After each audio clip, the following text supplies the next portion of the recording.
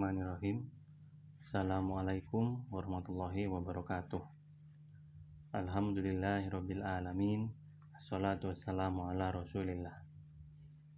Baik, kita akan melanjutkan materi. Sekarang kita masuk ke bab yang keempat.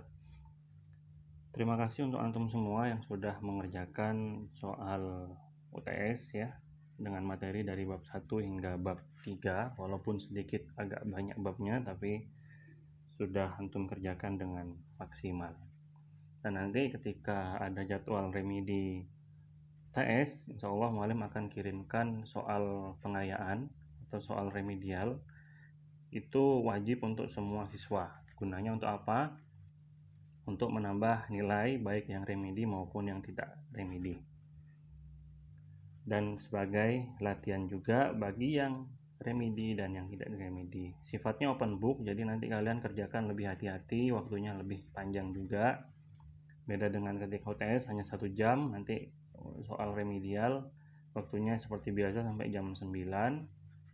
Tapi kalian kerjakan secara benar, harus wajib sampai 100 nilainya, karena semua ada di materi yang mualim kirimkan dan ada juga di buku, bahkan lebih lengkap. Jadi tergantung antum mau baca buku atau mau buka materinya atau enggak. Kalau antum sudah buka pasti jawabannya 100 ya, begitu. Baik, bab yang keempat kali ini yaitu tentang literasi. Temanya adalah membangun budaya literasi dengan mencintai buku fiksi.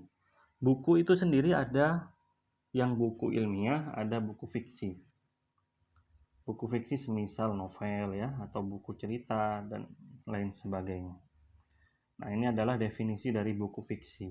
Buku fiksi merupakan buku yang menyajikan keadaan atau peristiwa kehidupan berdasarkan rekayasa imajinasi pengarang. Misalnya, buku cerita anak, dongeng, novel, cerita pendek atau cerpen, fabel, atau buku naskah drama. Nih, ini buku fiksi.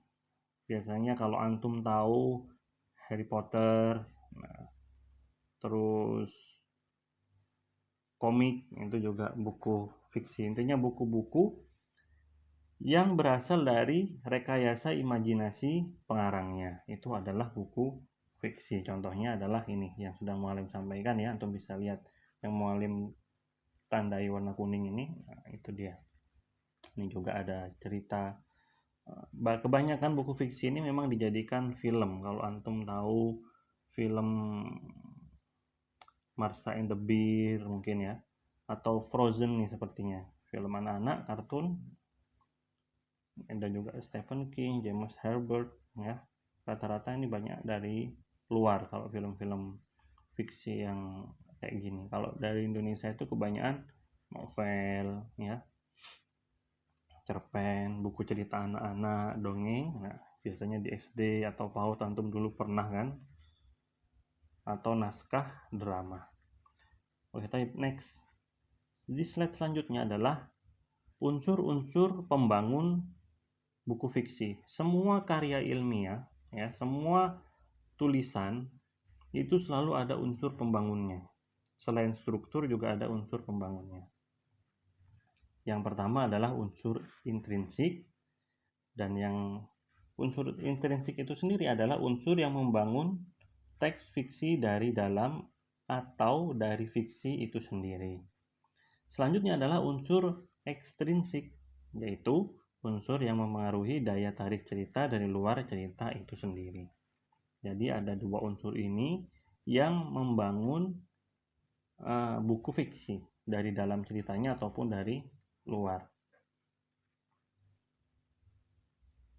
Selanjutnya adalah unsur intrinsik buku fiksi. Itu ada tema, ada alur atau plot, amanat, sudut pandang, latar, tokoh, dan yang terakhir adalah gaya dan bahasa.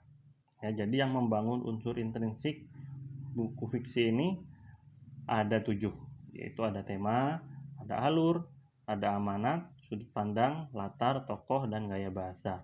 Nah, apa arti dari semua ini? Antum bisa lebih jelasnya ada di buku paket. Mualim jelaskan secara singkat aja untuk di sini. Selanjutnya adalah unsur ekstrinsik dari buku fiksi. Nah, ini dia, yaitu latar belakang dari pengarang, terus pendidikan, ada juga dari keadaan sosial, budaya, dan yang terakhir adalah politik. Jadi yang mempengaruhi novel dari sisi luarnya itu adalah latar belakang pengarang, pendidikan, maksudnya pendidikan pengarangnya juga bisa ya, atau pendidikan dari pembaca, keadaan sosial saat ini, budaya yang terjadi di mana pengarang itu tinggal atau buku itu diterbitkan, dan politik. Banyak buku-buku fiksi itu atau novel-novel juga terpengaruh dari politik yang sedang terjadi di tempat penerbit atau pengarang itu tinggal. Seperti itu contohnya.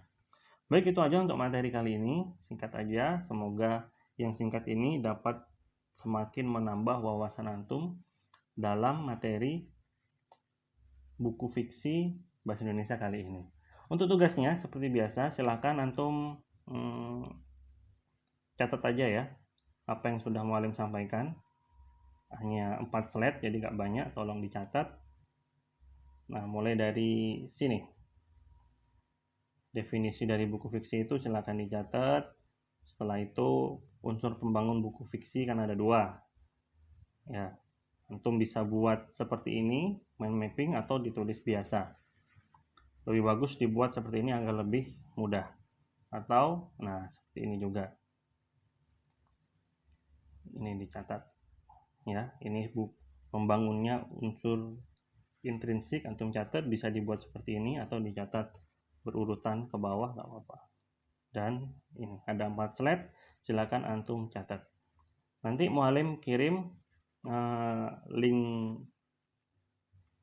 untuk mengumpulkan tugas ini agar Mualim lebih mudah dalam menilai. Jadi semua wajib mengumpulkan tugas hari ini ke link Google Form ya, jangan ada lagi yang mengumpulkan ke WA, karena jika di WA itu biasanya tertimpa dengan WA-WA yang lain.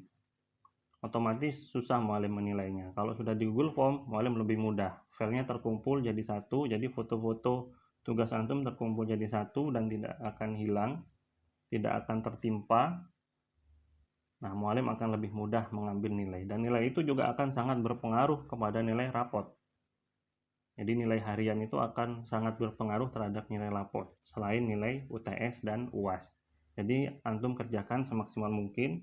Mumpung nilai tugas kali ini mudah, beda dengan di sekolah ya, kalau tugas nggak boleh lihat buku, harus langsung dikerjakan. Kalau sekarang antum bisa lihat buku, bisa ditulis secara rapi, difoto, nah, dan tugasnya jauh lebih mudah daripada di sekolah.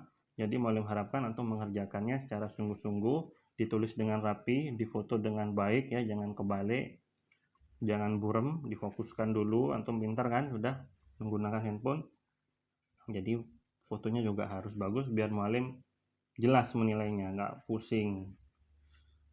Kalau buruk biasanya Mualim susah bacanya. Nah, seperti itu ya. Baik, semoga antum bisa paham dengan materi yang kita bahas kali ini. Semoga antum juga dapat tetap semangat dalam menuntut ilmu. Assalamualaikum warahmatullahi wabarakatuh.